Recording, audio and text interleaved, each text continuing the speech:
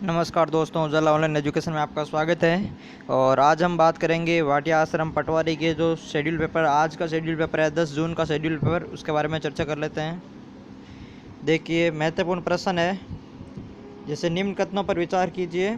पहला कथन है, पटदकल के विरूपाक्ष मंदिर का वास्तुकार गण था। और दूसरा कथन है, ये मंदिर वैश्य शैली में निर्मित है। इनमें सत्य कथनों का चयन करना। दक्षिण भारत से संबंधित प्रश्न है, तो पटदकल के विरूपाक्ष मंदिर का वास्तुकार गण था, ये तो बिल्कुल सत्य कथन है। और ये मंदिर वैश्य शैली में निर्मित नहीं होकर के दक्षिण भारत का मंदिर है। और दक्षिण भारत में कौन सी मुख्यतः शैली होती है? द्रविड़ शैली के मंदिर होते हैं। तो इसका सत्य कथन केवल एक होगा, हमारा आंसर हो जाएगा केवल एक। इसके बाद में अगर बात करें प्रश्न नंबर 2 के बारे में, तो इनको आपस में सुमेलित युग्म पहचानना है। एक तरफ किताबों के नाम है, बुक्स के नाम है, और एक तरफ उनके लेखकों के नाम है, और उनमें कौन कौन सा सम्मिलित युग्म है वो हमें पहचान करनी है। तो पहली है विक्रमांक देव चरित पुस्तक है, वो कवि विल्हण की बिल्कुल सत्य कथन है। कवि विल्हण ने विक्रमांक देव चरित्र लिखी थी। दूसरी पुस्तक है मिताक्षरा पुस्तक है विज्ञानेश्वर की, ये भी बिल्कुल सत्य है।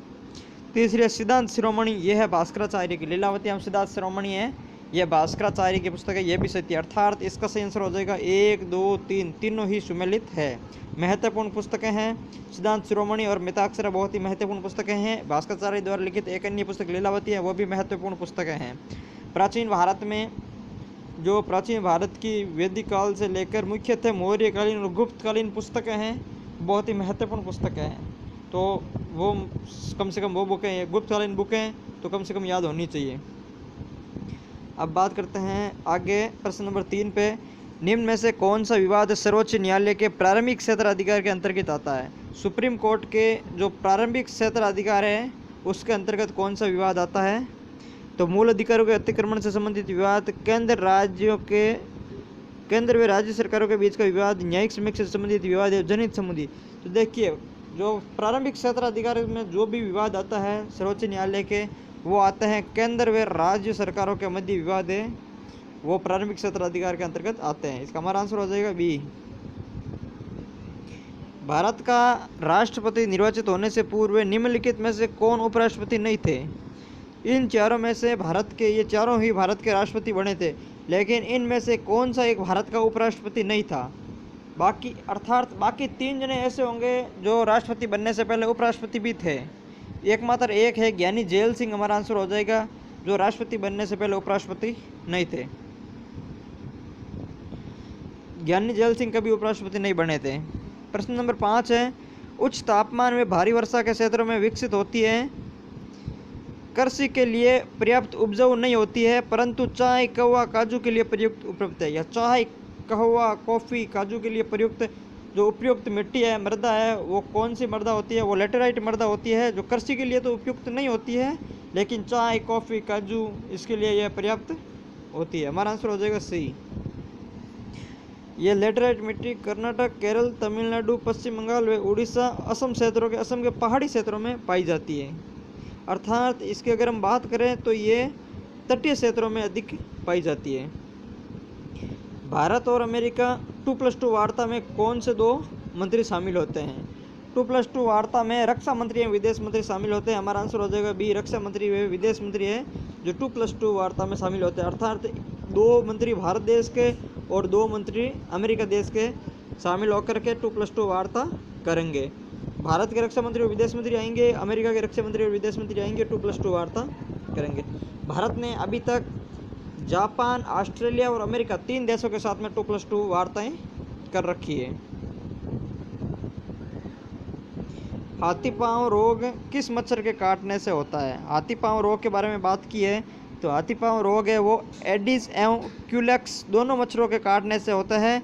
अर्थात इसमें हमारा आंसर हो जाएगा बी और सी। एडिक्स एंड क्यूलेक्स है, वो दोनों मच्छरों के काटने से हाथी पांव रोग होता है। हमारा आंसर हो जाएगा बी और सी।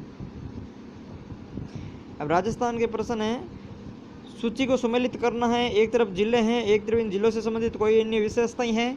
जैसे राजस्थान में तालाबों से सर्वाधिक सिंचाई वाला जिला, तो भीलवाड़ा ही तालाबों से सर्वाधिक सिंचाई वाला जिला है।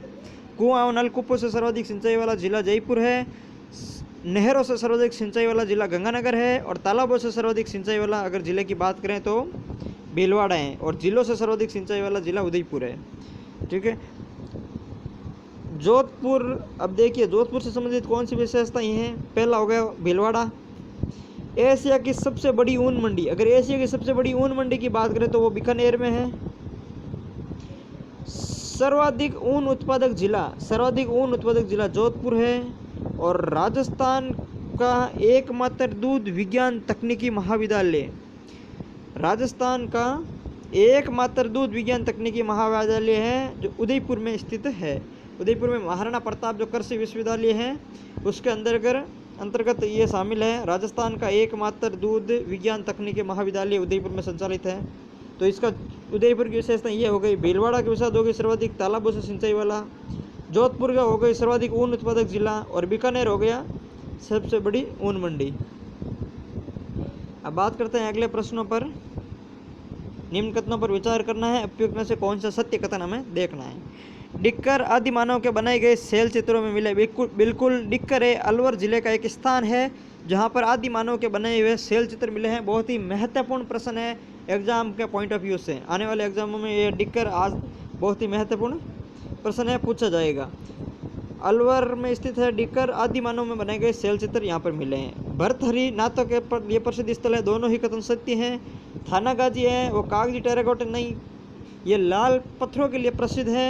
नौगावा है वो शैव संप्रदाय से नहीं, ये नौगावा के जैन मंदिर प्रसिद्ध है। नौगावा और नौगजा के जैन मंदिर दोनों अलवर में है। ये चारों ही स्थान अलवर में है। डिकर और ये भरथरी दोनों सत्य कथन है। थानागाजी लाल पत्थरों के लिए होगा, और नौगावा है वो जैनों के लिए होगा। अर्थात हमारा आंसर हो जाएगा केवल 1 और 2 ही सत्य है। इसमें हमारा आंसर हो जाएगा केवल 1, 2।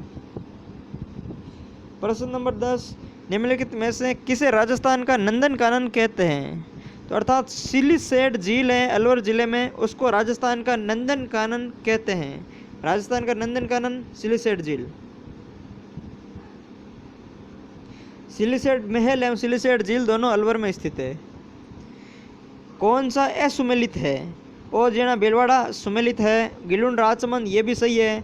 बालाथल है स्थल है जो उदयपुर जिले में स्थित है। तो हमारा असुमेलित हो जाएगा, ये आंसर हो जाएगा सी, कालीबंगा हनुमानगढ़, ये भी सही है। गणेश सिंह समिति का संबंध है। गणेश सिंह समिति किससे संबंधित थी। तो गणेश सिंह समिति है वो राजस्थान में पुलिस प्रशासन पुनर्गठन से संबंधित है। अगर हम जैसे ही जिला प्रशासन पढ़ेंगे और राजस्थान की जो पॉलिटी में जिला प्रशासन के अंदर हम पुलिस प्रशासन विभाग पढ़ेंगे तो उसमें गणेश सिंह समिति महत्वपूर्ण समिति है, उसके बारे में चर्चा की हुई होगी। और ये राजस्थान में पुलिस प्रशासन के पुनर्गठन से संबंधित थी।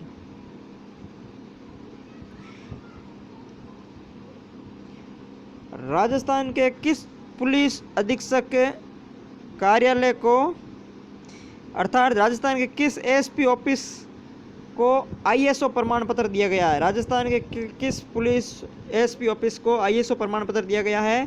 तो इसका आंसर हो जाएगा धौलपुर। धौलपुर को 2008 में आईएसओ प्रमाण पत्र दिया गया था, धौलपुर एसपी ऑफिस को 8 मार्च 2008 को। ये आईएसओ प्रमाण पत्र प्राप्त करने वाला ये देश का तीसरा उत्तर भारत का पहला पुलिस अधीक्षक कार्यालय बना है। देश का तो तीसरा और उत्तर भारत का पहला पुलिस अधीक्षक कार्यालय बना है जिसे आईएसओ प्रमाण पत्र जारी किया गया है। एक तरफ अरावली की चोटियां हैं, दूसरी तरफ जिले हैं, और कौन सा सुमेलित नहीं है हमें ये देखना है। रघुनाथगढ़ सीकर सही है, खो जयपुर सही है, बाबई ये हमें ये सुमेलित नहीं है क्योंकि 2 चोटियां होती है, एक बबई एक होती है बबई और एक होती है बाबई। 2 चोटियां होती है, एक झुंझुनू होती है, एक जयपुर में होती है। तो हमारा जो आंसर हो जाएगा वो हो जाएगा सी, बाबई है जिसकी ऊंचाई 780 मीटर है, यह झुंझुनू में स्थित है। बाबई बा है तो ये स्थित है झुंझुनू में, और सिर्फ बे है वो स्थित है जयपुर जिले में स्थित है। तो ये 2 चोटियां हैं, एक झुंझुनू एक जयपुर जिले में। अक्सर इन दोनों में कन्फ्यूज़न होता रहता है, तो आपको ये दोनों विशेष तौर पर याद रखनी है। बर पखेरिया सूराघाट व देबारी निम्नलिखित में से क्या है। बर पखेरिया क्या है। तो ये अरावली पर्वतीय प्रदेश में स्थित दर्रे हैं। बर दर्रा है पाली के पास में। हम जोधपुर से जयपुर या जोधपुर से अजमेर की तरफ जब जाते हैं तो बर बीच में आता है और इसी दर्रे को पार करना पड़ता है। तो अर्थात बर, पखेरिया, सूराघाट व देबारी है वो अरावली में स्थित दर्रे हैं। ये अरावली में ब्यावर तहसील में स्थित दर्रे हैं, चारों के चारों अजमेर जिले के ब्यावर तहसील में स्थित है। इन चारों में करेक्ट स्पेलिंग बतानी है, कौन सी स्पेलिंग करेक्ट है। अगर सीक्रेट की स्पेलिंग की बात करें तो हमारा सही आंसर हो जाएगा बी, ये स्पेलिंग है वो करेक्ट है, सही आंसर हो जाएगा बी।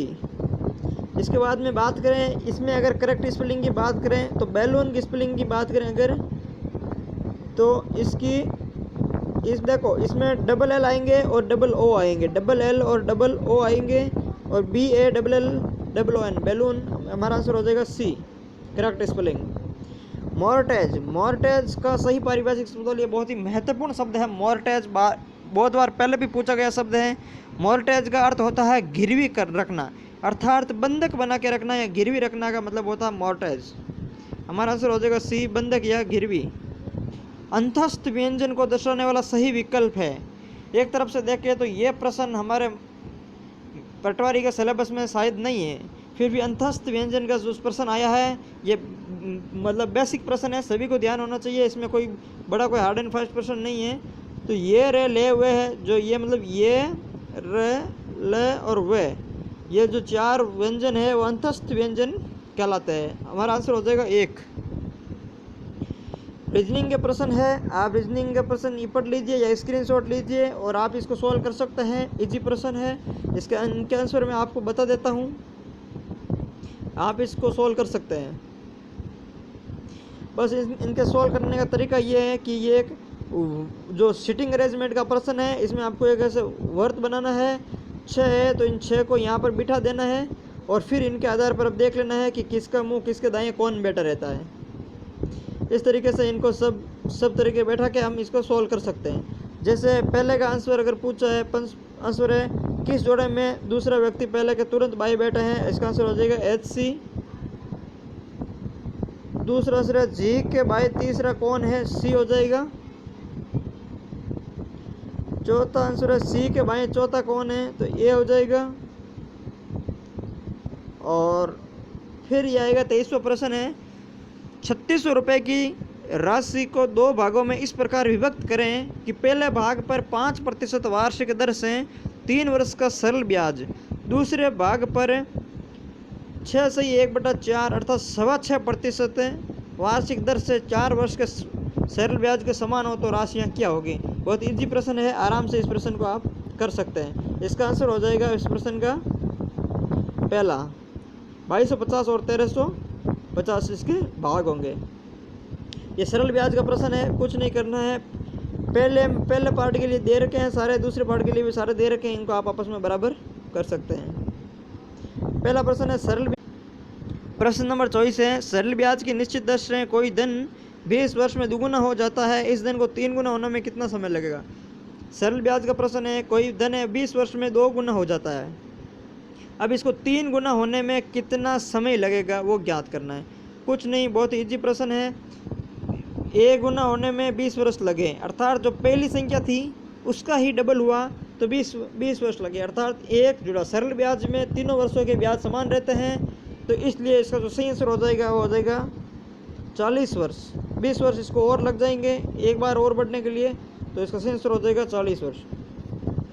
25वां प्रश्न है, MS एक्सेल में बाई डिफ़ॉल्ट कितनी वर्कशीट्स होती है।